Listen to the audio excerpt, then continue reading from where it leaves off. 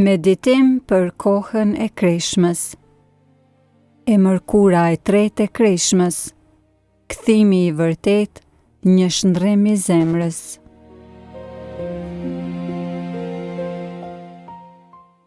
Të dashur dëgjues të Radio Marisë së Kosovës, qoftë lëvduar Jezu Krishti. Ju përshëndes sërish unë Nora Ukaj në këtë të mërkurë të tretë të Krishmës.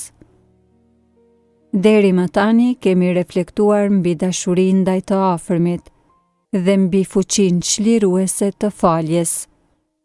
E kështu sot dëshiroj që të thellohemi në thelbin e vetë Krishmës, pra në thirrjen për kthim të vërtetë dhe pengesë, duke kuptuar se ky proces nuk është thjesht një ndryshim i sjelljes, por një shndrrim i thellë i zemrës.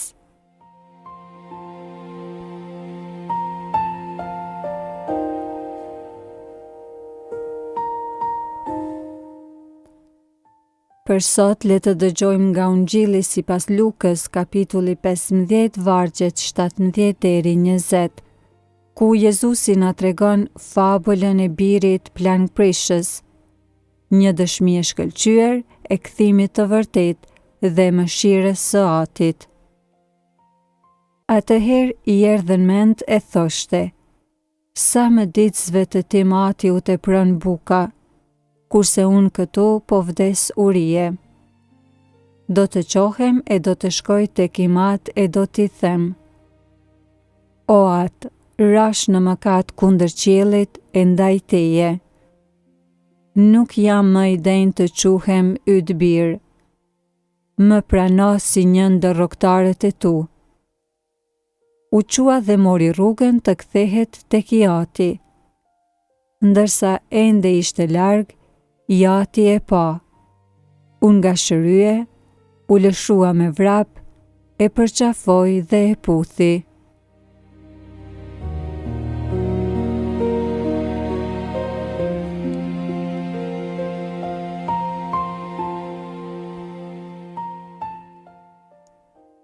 Të dashur dëgjues, fabula e birit plagprishës është ndoshta një nga historitë më të fuqishme edhe më prekse të Ungjillit. Ajo na tregon jo vetëm thellësinë e mëshirës së Zotit, por edhe thelbin e kthimit të vërtetë. Biri, pasi ka shpenzuar gjithçka dhe ka rënë në skamje, vjen në vete. Ky është momenti i kyç i rikthimit.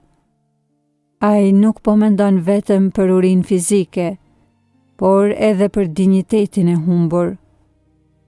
Kështu, pas një reflektimi të thellë së brendshmi, ai merr vendimin për t'u ringritur dhe për t'u rikthyer tek i Ati i tij, jo me pretendime, por me pengesë të thellë, duke thënë: kam mëkatuar kundër qiellit dhe para teje.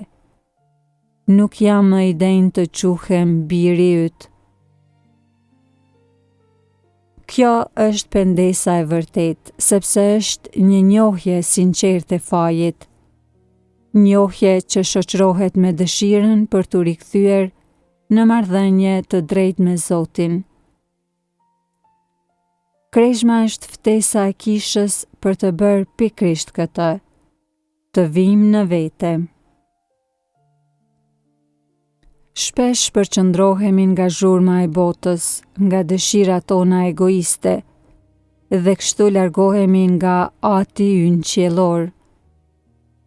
Krishma na jep mundësinë që të ndalemi, që të reflektojmë mbi jetën tonë dhe që të shohim se ku kemi gabuar, dhe se ku kemi nevojë për të bërë ndonjë ndryshim. Kthimi i vërtet nuk është vetëm një akt i jashtëm, si agjerimi apo lëmosha, por është një shndrrim i brendshëm. Është një ndryshim i mendësisë, i zemrës dhe i prioriteteve. Është një braktisje e rrugës së mëkatit, si dhe një zgjedhje e vetëdijshme për të ndjekur Krishtin. Dhe si përgjigjet ati? Ai nuk pret që biri të arrijë në shtëpi. Kur ishte ende larg, i ati e pa, e zuri dhe mshuria, vrapoi, i u hodh në qafë dhe e puthi. Kjo është mëshira e pafundme e Zotit. Ai është gjithmonë aty, duke e pritur kthimin ton, gjithmonë i gatshëm që të na falë dhe të na rikthejë në dinjitetin e bijve të tij. Le të jetë pra kjo e mërkur një ditë për të shqyrtuar zemrën tonë duke medituar mbi këto pyetje. A kemi nevojë që të vim në vete në ndonjë fushë të jetës sonë? Apo i përgjigjem thirrjes së Zotit për kthim të vërtet? Apo i shfrytëzojmë mjetet e kreshmës, si lutjen, agjërimin e lëmoshën, për të shndruar zemrat tona dhe për t'ju afruar Atit që na pret me krahët hapur?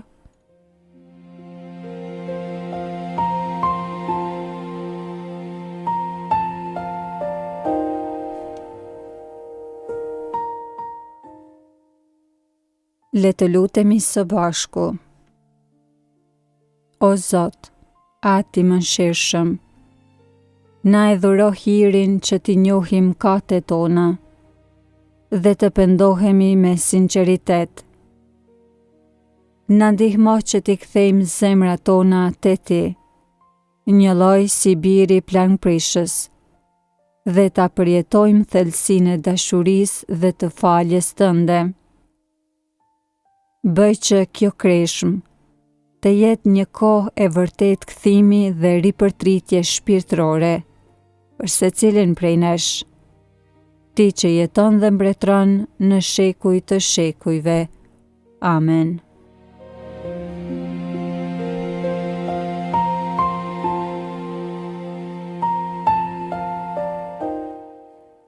Të dashur dëgjues, për këtë të mërkur, ju ftoj që të bëni një hap konkret drejt kthimit.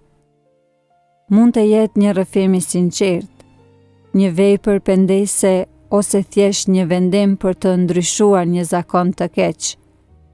Jini të sigurt se Ati ju pret me një dashuri që s'ka të sosur kurrë. Zoti ju bekoft dhe ju udhëheq në këtë ditë të shenjtë. Ju mirëpresim nesër për meditimin e radhës. Hiri i Zotit qoftë me ju.